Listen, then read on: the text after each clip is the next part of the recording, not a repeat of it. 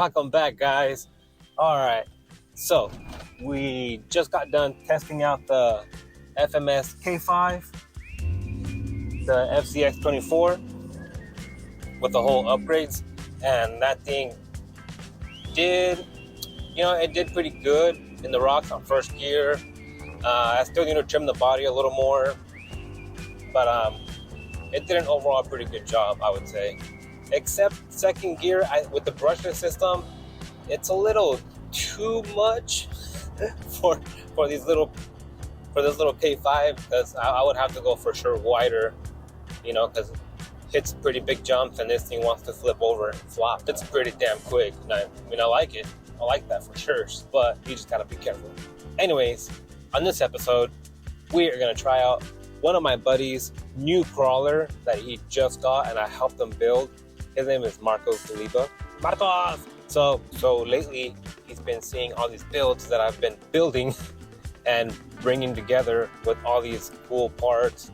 Pretty cool setup. I would say decent setups, But anyway, he just recently got the new TRX4M K10, which I thought was pretty cool, But then he started seeing all these aftermarket parts that you can get for him. Well, it's kind of my fault because I started showing him all these aftermarket parts that you can buy for this little Traxxas TRX4. And he said, fuck it, let's do it. So he bought a whole new frame for it, frame/body. So it's now, it's more like an Ultra4 Buggy now. How about I just show you guys? So he went from this right here. Pretty cool, huh? I'm gonna end up keeping this one right here. He let me have it. So I was like, well, I'll just build it up from here into something different. I try to keep it like a trail rig, Oh yeah, those green lines that you see, that's gonna get trimmed off. But this is a new one that I helped him build. That thing is crazy looking. And we are gonna go out and tear it up at the Moss Landing Rock and see just how it does out there. See how it compares with the K5 Blazer. I'm gonna do the same thing I did with the K5. I'm gonna use the stabilizer to try and get a good little shot of the Ultra4 Buggy taking place in its habitat. But anyway, let's go check out some rocks, shall we? Let's go. Vámonos a las piedras, pero ya.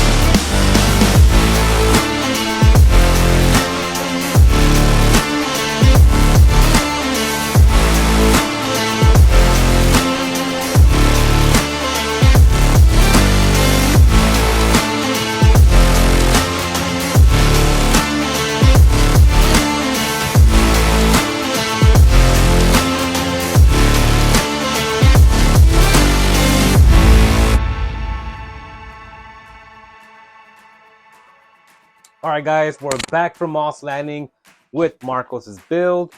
We have it right here. Overall, I think it did a pretty good job out there, but it could have done a little better for the chassis and the body that it has. On the actual Endura body, it's good, except one little flaw on it, and that's the hood area right here. So in here, the servo maxes out and hits the top of the little hood down here. So if you want more up travel on the axle, then you're gonna have to cut this off right here, right there, cut that off, and then the servo would slide right up there. But other than that, this is really good. For the articulation, we were able to get pretty good thanks to the Endura 59mm shocks. And well, of course, obviously, it's gonna do a really good job because of these Endura brass wheels that it has on there. It really brings the weight down. And the tires, big, oversized, they really know how to grip this thing up the rocks. Now, there was one particular thing about this one that did limit our total flex on it, and that would be the Hobby Park link set right here. These are really nice, they're brass, they're heavy, but for some reason, they did limit the amount of smooth articulation that this thing could have done. It seems like the more the axle came up, the links would kind of bind up and it would slow down the articulation, which would then lift up the whole buggy and prevent it from flexing anymore. Now, even though we didn't get to climb very much rocks out there because we did lose a bunch of sunlight, after I put the cameras away, I did go out there and play a little more with it. It was doing a really good job climbing steep ones, coming down steep rocks. All the weight is kind of lower compared to one of my other ones, but overall, fun stuff. Once again, thanks for sticking around, guys. We'll see you soon.